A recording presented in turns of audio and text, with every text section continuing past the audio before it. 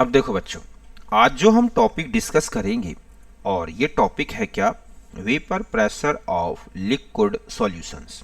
Okay, तो देखो बच्चों, इस टॉपिक में हम जो पॉइंट्स डिस्कस करेंगे उनमें पहला पॉइंट होगा वेपर प्रेशर। ठीक है, कि वेपर प्रेशर क्या है और कौन कौन से फैक्टर इसको जो है इफेक्टेड करते हैं।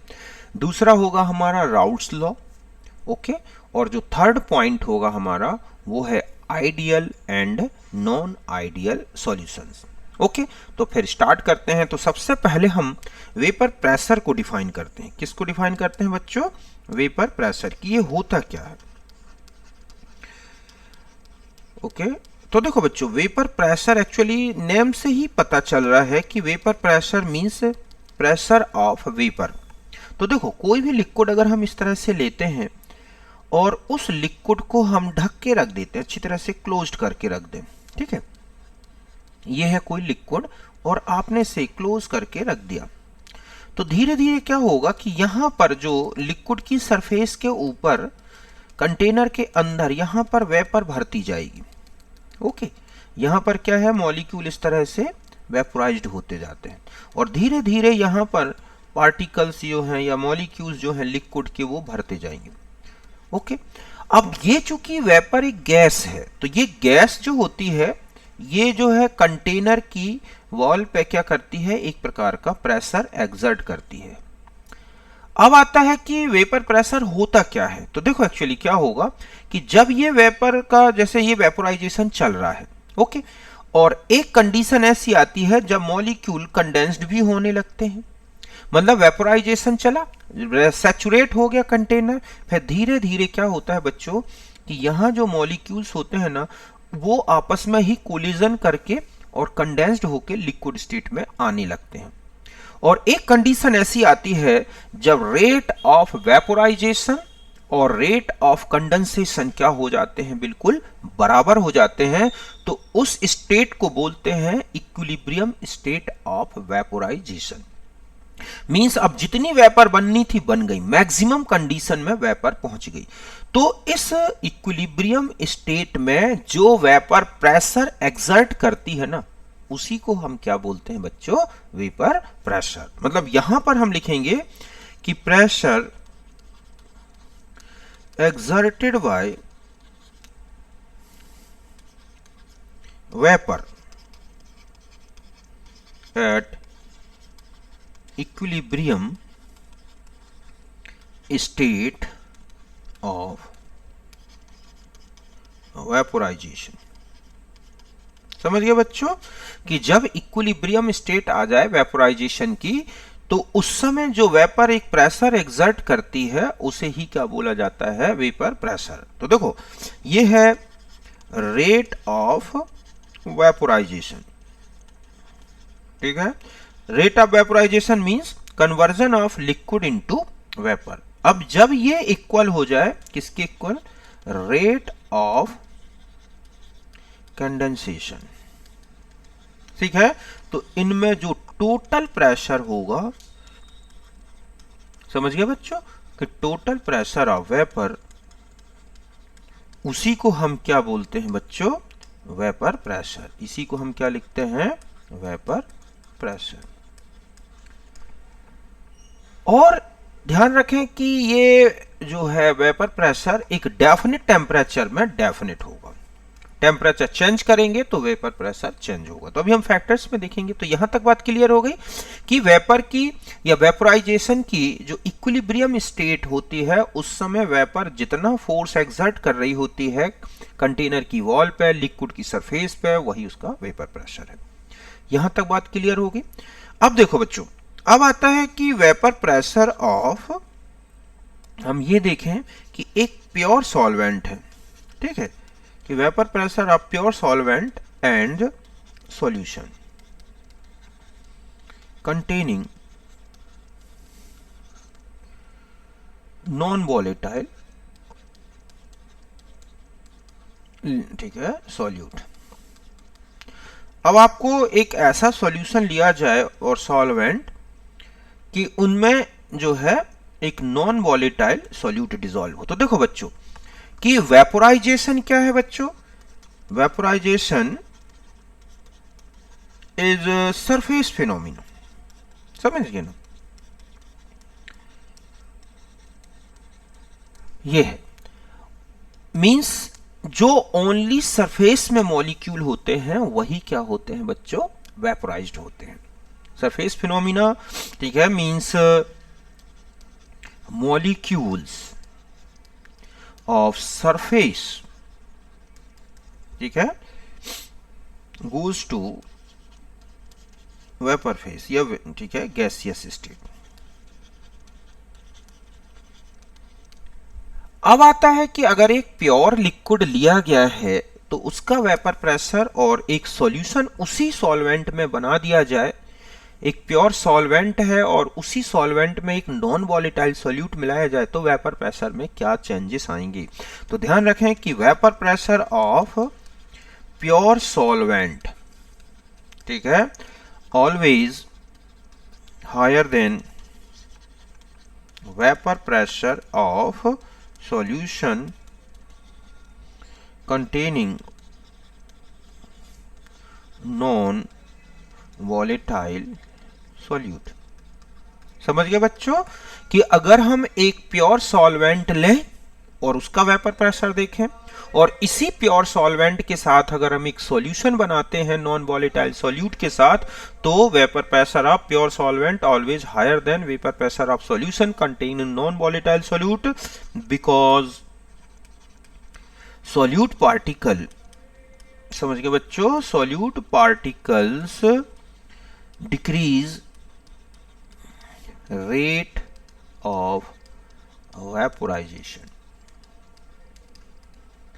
due to covering surface area, कि वहां पर जो है सरफेस एरिया में आके और वहां पे कवर कर देंगे कुछ एरिया को। मीन्स अगर हम ये कहें कि ये है हमारे पास एक प्योर सॉल्वेंट इस तरह से जिसमें कोई भी मॉलिक्यूल इस तरह से सॉल्यूट का नहीं है, ये रखा हुआ है ढका हुआ, तो यहां पर जल्दी से वेपर बनेगी, ठीक है। अब मान लो एक आपने कंटेनर लिया और इसी सॉल्वेंट में कुछ सॉल्यूट मिला दिया, सपोज यहां पर इस तरह से सॉल्यूट पार्टिकल आ गए, ये इस तरह से, तो ये क्या करते हैं कि यहां पर वेपोराइजेशन रेट कम कर देंगे। तो यहां का vapour pressure suppose P not a है और ये है पी ए, ये हो गया सॉल्वेंट, समझ गए बच्चों, और ये क्या है, सॉल्यूशन। तो ध्यान रखें P not a greater than P A, समझ गए ना आप कि एक वेपर प्रेशर एक प्योर सॉल्वेंट का लिया जाए और एक सॉल्यूशन का, तो सॉल्यूशन का वेपर प्रेशर कम होता है। ऐसा इसलिए होता है क्योंकि सॉल्यूट पार्टिकल जो होते हैं वो सरफेस में आके और कुछ एरिया को कवर कर लेते हैं जिससे रेट ऑफ वेपोराइजेशन कम हो जाता है। तो यहां तक बिल्कुल क्लियर हो गया, ओके। अब हम आ जाते हैं बच्चों नेक्स्ट लॉ वेपोराइजेशन से रिलेटेड है और ये है राउल्स लॉ, बहुत ही इंपॉर्टेंट लॉ है, ओके। ये देगा हमारे क्या, relation between vapour pressure of solution and, ठीक है, अमाउंट ऑफ कंपोनेंट्स। मतलब है कि जो सॉल्यूशन में कंपोनेंट्स हैं उनकी क्या अमाउंट है और उससे जो वेपर प्रेशर बन रहा है, ओके, जो लिक्विड्स का वेपर प्रेशर बन रहा है उनमें क्या एक क्वांटिटेटिव रिलेशन है, इसी से रिलेटेड है राउल्स लॉ। देखो इसको सिंपल ये कहता है कि वेपर प्रेशर, ठीक है, vapour pressure of component in solution is directly proportional to the its mole fraction in solution। समझ गए बच्चों कि जिसका आप राउल्स लॉ में कि जो भी कंपोनेंट वेपोराइज्ड हो सकता है, वेपर प्रेशर बना रहा है, तो उसका जो वेपर प्रेशर होगा वो उसके मोल फ्रैक्शन की क्या होगा, डायरेक्टली प्रोपोर्शनल। मींस हम ये कहें कि वेपर प्रेशर ऑफ कंपोनेंट या हम इसी को बोल सकते हैं पार्शियल, अगर एक से ज्यादा है तो पार्शियल प्रेशर ऑफ कंपोनेंट। ठीक है, ये हो गया P directly proportional to the mole fraction of it, और हम इसे काई के फॉर्म में लिखें तो P डायरेक्टली प्रोपोर्शनल टू काई या x, या P equal to P naught और x। अब यहां पर ये P नॉट क्या है बच्चों, ये है, ठीक है, vapour pressure of component at pure state. Pure state means जब क्या हो, x कितना हो 1, तब सीधा सा है कि P he P not a होगा। समझ गए ना बच्चों अच्छी तरह से कि जो कंपोनेंट का वेपर प्रेशर होता है सॉल्यूशन में वो उसके मोल फ्रैक्शन के डायरेक्टली प्रोपोर्शनल होगा। मींस अगर हम इस ग्राफिकली समझें कि यहां पर हम P लें और यहां पर x लें तो वो ऐसा ग्राफ आएगा। ये जो इसकी स्लोप आएगी, ठीक है, ये जो स्लोप आएगी ये किसकी इक्वल होगी बच्चों, P नॉट ए या P नॉट की इक्वल होगी। समझ गए ना कि इस तरह से एक क्वांटिटेटिव रिलेशन या एक लीनियर रिलेशन देख रहे हैं आप वेपर प्रेशर और उसके मोल फ्रैक्शन में, किसके, कंपोनेंट की। अब हम ये माने कि सपोज टू कंपोनेंट वोलेटाइल, मतलब कैसे हैं ये, वोलेटाइल, टू वोलेटाइल कंपोनेंट या two components volatile present in solution. ठीक है, देन अगर हम अब ये कहें कि टोटल प्रेशर ऑफ सॉल्यूशन क्या होगा, अगर हम इसे Pt से शो करें तो ये हो जाएगा Pa प्लस क्या, Pb। टू कंपोनेंट हम ये मान लें A एंड क्या है इसमें B। समझ गए बच्चों कि two component A and B जो है present in the solution, then total pressure of solution Pt equals to the sum of partial pressures of both components. Partial pressure कैसे काउंट करेंगे, तो वही फॉर्मूला लगाओगे P naught A into XA, और Pb equal to क्या लिखेंगे बच्चों, P naught B into XB। Okay, कि यहां पर हम दोनों के पार्शियल प्रेशर का सम कर देंगे तो हमें टोटल प्रेशर सॉल्यूशन का मिलेगा। एक एक का पार्शियल प्रेशर निकालेंगे। अब आता है कि XA कैसे लेंगे, तो XA इक्वल टू क्या हो जाएगा, Na upon Na plus Nb, और XB इक्वल टू क्या होगा बच्चों, Nb Na प्लस Nb। ये तो समझते हो ना कि ये मोल फ्रैक्शन है, मींस यहां पर Na जो है ये है मोल्स ऑफ A कंपोनेंट, ठीक है, और Nb यही हो गए B कंपोनेंट के। इस तरह से हम दोनों के पहले मोल फ्रैक्शन कैलकुलेट करेंगे, फिर हमें प्योर स्टेट के वेपर प्रेशर दे रखे होंगे, हम उनके क्या निकाल लेंगे बच्चों, इस तरह से पार्शियल प्रेशर, और उसी के बेस पर हमें कैलकुलेट कर देना है टोटल प्रेशर। और आगे बढ़े अगर हम, तो Pt इक्वल टू आपने देखा P naught A into XA plus P naught B into XB। हम इसे और बढ़ा सकते हैं इक्वेशन को, यहां पर हम लिख दें P naught A 1 minus XB। ऐसा क्यों बच्चों मैंने किया, XA plus XB equal to 1, तो XA equal to 1 minus XB या XB equal to 1 minus XA। ये तो आप जानते हैं, पहले भी बता चुका हूं मैं आपको। इस तरह से और आगे बढ़ा दो इससे, तो हो जाएगा P naught B into XB, P naught A minus P naught A into XB plus P naught B into XB, या हम इसी को ऐसे ले लें कि P naught B into XB minus P naught A into XB plus P naught A। यह हमारा फॉर्मूला बन गया P naught B minus P naught A। Okay, यहां हो जाएगा XB plus P naught A। तो ये हो गया हमारा टोटल प्रेशर का एक फॉर्मूला। समझ गए बच्चों कि जो आप एक टोटल प्रेशर के लिए रिलेशन निकालते हैं, और ऐसा भी लिख सकते हैं। देखो बच्चों, अगर हम चाहें तो एक और फॉर्मूला ऐसे भी लिख सकते हैं, ये मोल फ्रैक्शन V के रिस्पेक्ट में है, तो एक फॉर्मूला क्या बन जाएगा, P not a minus P not be, तो यहां आ जाएगा क्या, x A plus P not क्या बच्चों, बी। तो एक ऐसा भी रिलेशन होगा। यहां तक बात क्लियर है। तो इस तरह से अब देखो बच्चों, ये जो है ना एक स्ट्रेट लाइन इक्वेशन है ना, ये है y, ये है m, ये है x और ये क्या है c। तो अगर हम एक ग्राफिकली समझें, यहां पर क्या ले लें, p टोटल, और सपोज मैं यहां पर x भी लेके ले रहा हूं, तो हमारा एक स्ट्रेट लाइन आएगी इस तरह से, जिसका अपना एक इंटरसेप्ट दिखाई दे रहा है, और ये किसके इक्वल दिख रहा है, पी नॉट ए के। हम किसका मूल फ्रैक्शन लेके चल रहे हैं, एक्स बी का, तो हम यहां पर ये किसके इक्वल हो जाएगा, पी नॉट ए। और ये जो स्लोप दिख रहा है आप देख रहे हैं, ये किसके इक्वल होगा, P not be minus P not a की।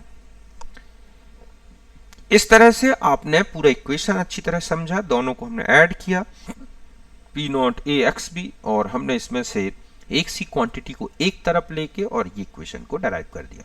तो इस तरह से एक डेरिवेशन ये बन सकता है। और भी देखो, आपने देखा होगा एक ग्राफ ऐसा भी बना होता है राउल्ट्स लॉ में, वो कैसे समझे हम, ठीक है। तो ऐसे देखोगे आप कि ये यहां आ गया, ठीक इसी तरह से ये है यहां पर हम मान लें कि एक्स ए 1 है और यहां पर एक्स भी 1 है, ठीक है। इसका मतलब है कि यहां पर एक्स भी 0 है और यहां एक्स ए 0 है। तो यहां से जब हम यहां चल रहे हैं, ठीक है, तो क्या क्वांटिटी बढ़ा रहे हैं हम, यहां पर 2 मिनट रुको, है ना, मैं इसको थोड़ा ऐसे लिख दूं कि इनको बढ़ते हुए ऑर्डर में अच्छी तरह से समझ सकें हम। तो मैं ऐसे लेता हूं कि यहां पर x भी 0 है और यहां जाके x भी 1 है, यहां एक्स ए, ठीक है, 1 है और यहां x भी 0 है। तो देखो यहां पर जब हम चल रहे हैं तो क्या बढ़ रहा है बच्चों, x भी। ठीक इसी तरह से जब आप इस तरफ आ रहे हैं तो क्या इंक्रीज हो रहा है, x ही। इसका मतलब है कि ये जो ग्राफ है, ठीक है, इस तरह से ये तो हो जाएगा P B equal to P naught, ठीक है, मैं इस तरह से ले लूं P इंटू एक्स बी, है ना। और लगातार अगर आप बढ़ाते जाएंगे तो यहां पर आपको P नॉट B मिल जाएगा। क्यों, क्योंकि यहां पर PA इक्वल है P नॉट B और यहां पर XB कितना हो गया है, 1। तो जैसे ही XB 1 होगा, P नॉट B ही और PB दोनों बराबर हो जाएंगे। तो यहां तक बात क्लियर है। जस्ट ऐसा ही हम इस तरफ आ रहे हैं तो हम यहां लिखेंगे P A equal to P not A into X A, कि एक्स से बढ़ता जाएगा तो आप देख रहे हैं कि पार्शियल प्रेशर बढ़ता जाएगा और यहां मिल जाएगा हमें पी नॉट ए, जो कि किसके इक्वल दिख रहा है फिर, पी ए। क्यों, क्योंकि यहां एक्स ए कितना हो गया बच्चों, 1 हो गया। अब सपोज आपको यहां कहीं पी टोटल निकालना है, तो आपको करना क्या होगा, एक इस तरह की एक स्ट्रेट या कहें कि परपेंडिकुलर एक लाइन ले, तो इस पॉइंट पर आपको और इस पॉइंट पर क्या कैलकुलेट करना होगा, वैल्यू प्रेशर की, पीए और पीबी की। तो यहां से तो आप किसकी वैल्यू कैलकुलेट कर लोगे, यहां पर देखोगे कि यहां से आप ले सकते हैं किसकी वैल्यू, पीए की वैल्यू। और इस पॉइंट के लिए आपको यहां चलना पड़ेगा ऐसे, यहां कहीं, और इस तरह से जो आपको यहां पर वैल्यू मिली, कौन कौन सी वैल्यू मिल गई आपको, यहां पर तो मिल जाएगी पी ए और यहां पर क्या मिल जाएगी बच्चों, पी बी। तो इसको ऐड कर दोगे तो पी टोटल हमारा किसी भी पॉइंट पे निकाल सकते। तो हमने इस पॉइंट पर टोटल प्रेशर निकालना है तो हम इन एक्सिस के थ्रू इन लाइंस पर निकाल सकते हैं। तो ये जो ग्राफ है ये है आइडियल सॉल्यूशंस के लिए, या कहें कि एक राउल्ट्स लॉ जो कि सॉल्यूशन कंप्लीट फॉलो करते हैं उनके लिए। यहां तक अच्छी तरह से क्लियर हो गया आपका, है ना। तो ये था हमारा राउल्ट्स लॉ के बारे में, यहां तक बिल्कुल क्लियर है, कोई दिक्कत नहीं, ठीक है। फिर देखो और आगे बढ़ता हूं मैं।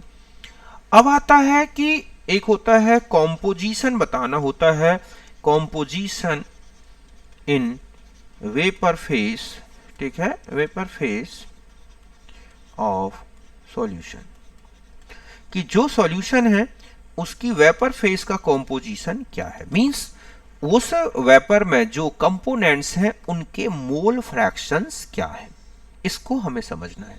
देखो इस तरह से समझें, ये एक सॉल्यूशन है, ये एक लिक्विड स्टेट है, ठीक है बच्चों, क्या है ये, एक लिक्विड स्टेट, और ये हमारा यहां पर जो है वेपर है, क्या है यहां पर, वेपर है, ठीक है।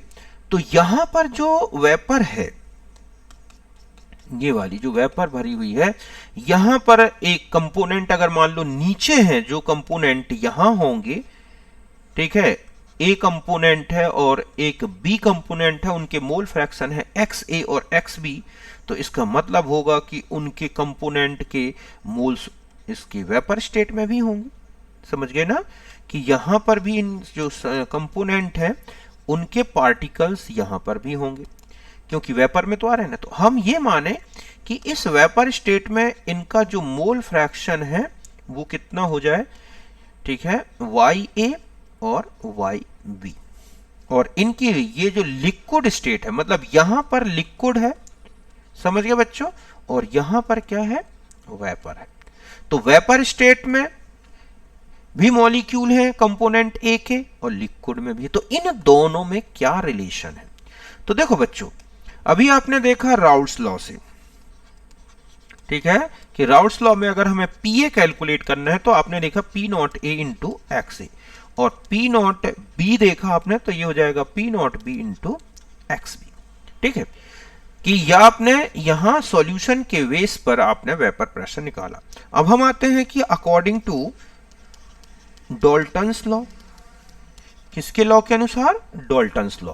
तो डाल्टन्स लॉ में आप देखेंगे कि अगर आपको पीए कैलकुलेट करना है तो मोल fraction of component in vapour state into P total, ऐसे ही अगर आपको पीबी कैलकुलेट करना है तो मोल fraction of be in vapour state into total pressure, यही है ना। तो यहां पर आपने देखा डाल्टन्स राउल्ट्स लॉ में इस तरह से प्रेशर निकाल कैलकुलेट करते हैं हम, समझ गए ना, कि कंपोनेंट के ये पार्शियल प्रेशर है और ये है वेपर स्टेट के बेस पर कि वेपर स्टेट में उनके कॉम्पोजिशन क्या है। तो यहां अगर हम इक्वेशन इन रिलेशंस को देखें कि ये सपोज हमारे पास इक्वेशन नंबर 1 है या ए है और ये क्या है, बी इक्वेशन है, तो हम ऐसा लिख सकते हैं कि फ्रॉम ए एंड बी, तो हमारे पास क्या देखो रिलेशन बन जाएगा, रिलेशन क्या आएगा देखो यहां पे, तो आप ऐसा लिख सकते हैं ना कि gamma A means Y A P total is equal to P not A into X A. तो Y A is equal to क्या हो जाएगा बच्चों, देखो P not A into X A upon P total, means P A upon P A plus क्या, P B, okay. और Y B निकालना है तो हो जाएगा, ठीक है, P not B into X B upon P total means P B upon P A plus P B. इस तरह से आप क्या कर सकते हैं, कंपोनेंट्स के वेपर स्टेट में कॉम्पोजिशन निकाल सकते हैं। यहां बता दूं कि वाई ए ये कहलाएगा मोल fraction of component in vapour phase, किस फेज में, वेपर फेज, और ये क्या कहलाएगा बच्चों, मोल फ्रैक्शन ऑफ कंपोनेंट इन, ठीक है, मोल fraction of component in vapour phase, ये है मोल फ्रैक्शन ऑफ कंपोनेंट ए, क्या हो जाएगा बच्चों, कंपोनेंट ए, कि ए का क्या है यहां पर मोल फ्रैक्शन हो गया component A in vapour phase, ऐसे ही ये क्या हो जाएगा बी का in vapour phase,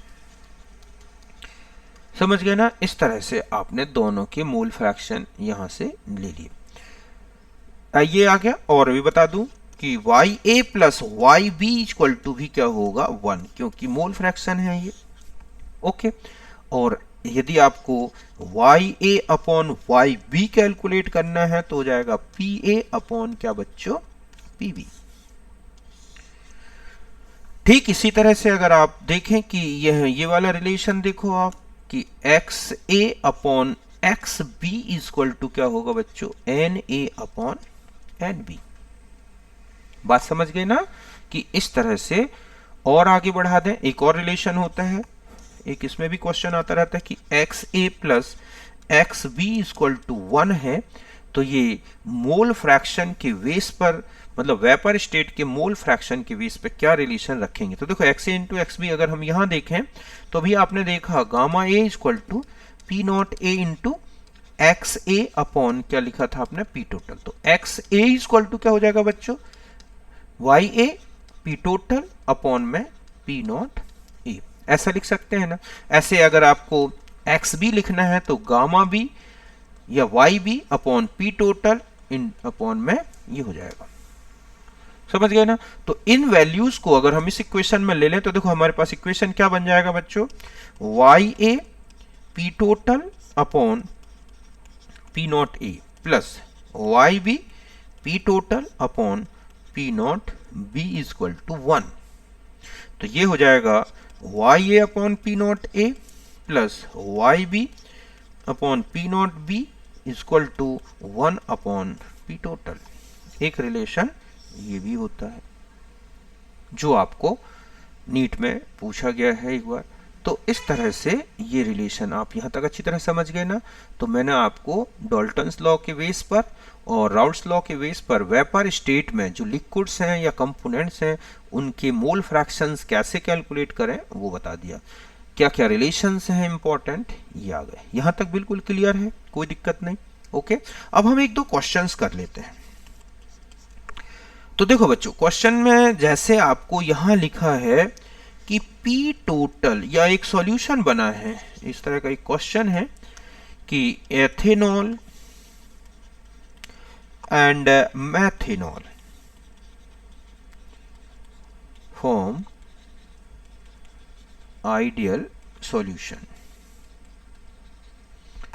and total pressure given by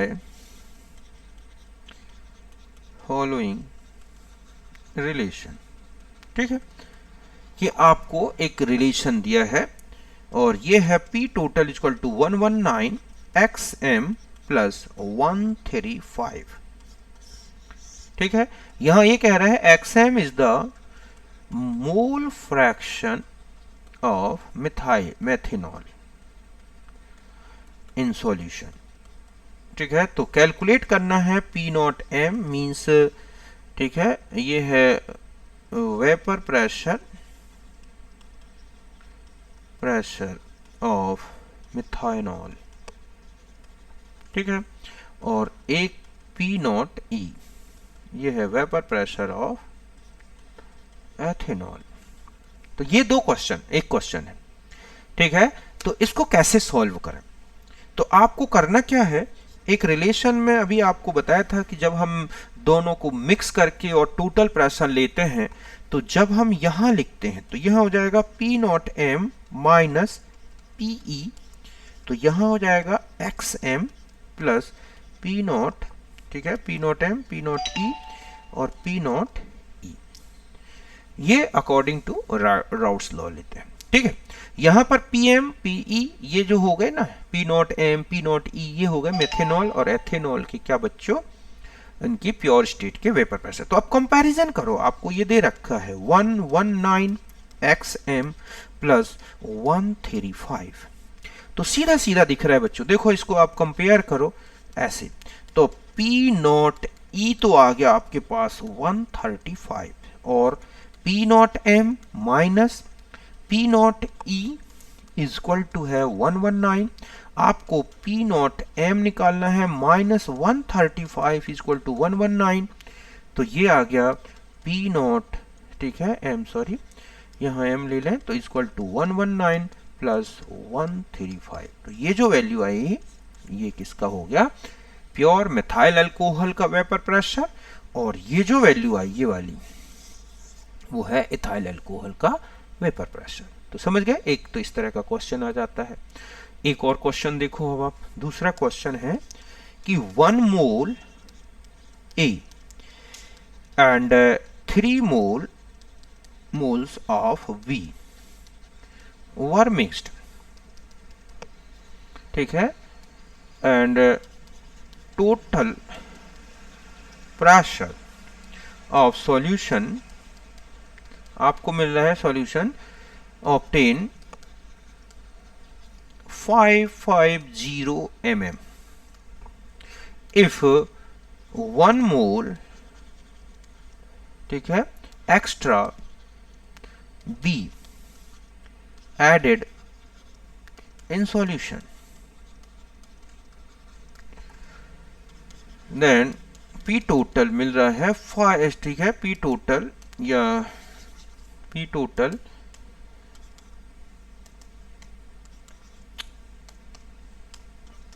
increased by 10 mm.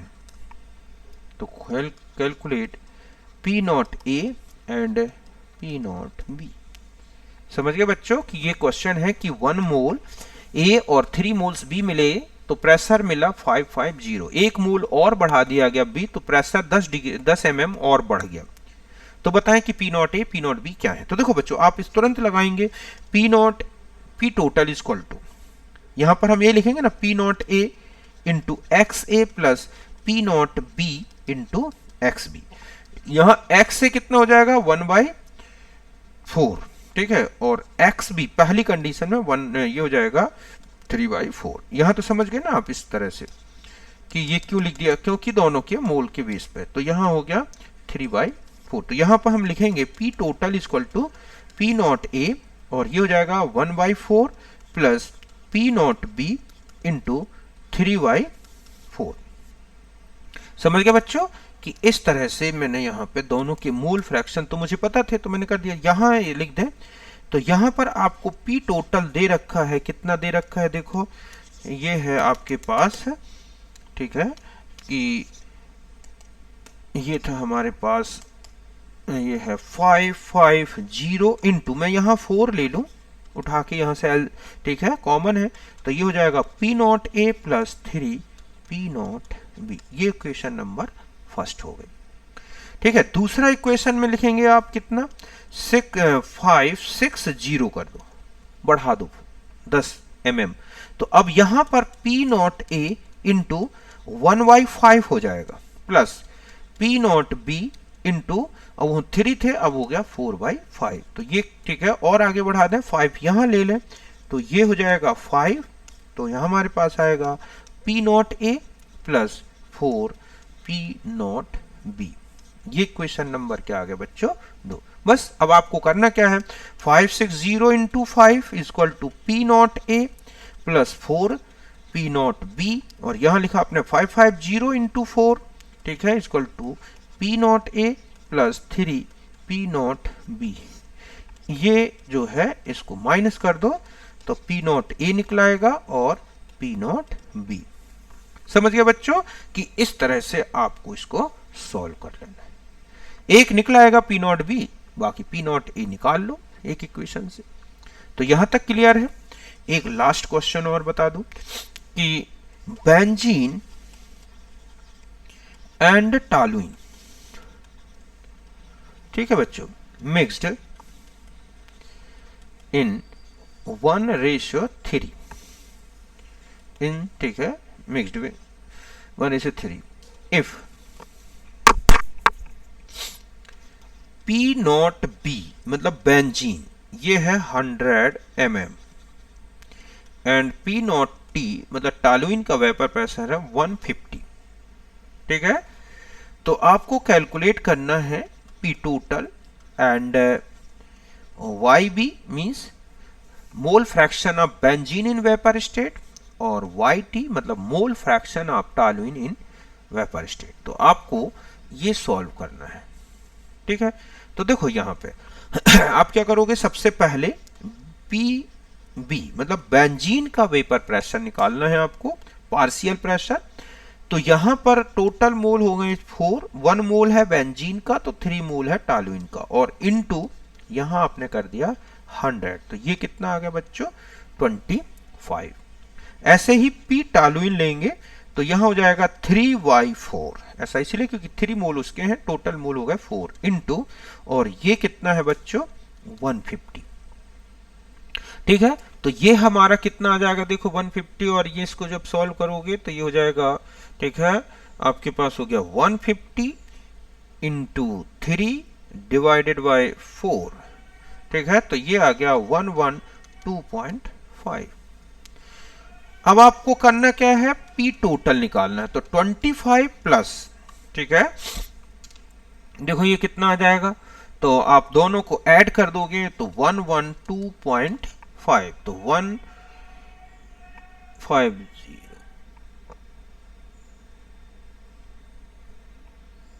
ठीक है, तो यहां पर आ जाएगा आपके पास टोटल हो गया, ये हो गया आपके पास 137.5, तो ये आ गया पी टोटल। ठीक है, अब आपको बेंजीन का वेपर फेस में मोल फ्रैक्शन कैलकुलेट करना है, तो आप लिखेंगे 25 अपॉन 137.5। समझ गए बच्चों कि ये हो गया आपके पास 137.5, तो ये आ गया 0.1818। ऐसे टॉलुइन का निकालेंगे तो 112.5, ठीक है, अपॉन में 137.5, तो ये कितना आ जाएगा देखो 112.5 डिवाइडेड बाय 137.5, तो ये आ जाएगा 0.8181। समझ गए ना। तो इस तरह से आपने राउल्ट्स लॉ का यूज करके और जो है वो निकाला आपने वेपर फेस में और लिक्विड फेस में, उनके मोल फ्रैक्शन, टोटल प्रेशर, इनके ग्राफ बता दिए मैंने, इस तरह के 2-3 क्वेश्चंस बता दिए। ठीक है, अब मैं समझता हूं आपको राउल्ट्स लॉ से कोई प्रॉब्लम नहीं होगी। ठीक है, तो अब हम नेक्स्ट वीडियो में मिलते हैं और उसमें हम लेंगे आइडियल और नॉन आइडियल सॉल्यूशन। ठीक है, तो मिलते हैं नेक्स्ट वीडियो में, तब तक के लिए बाय।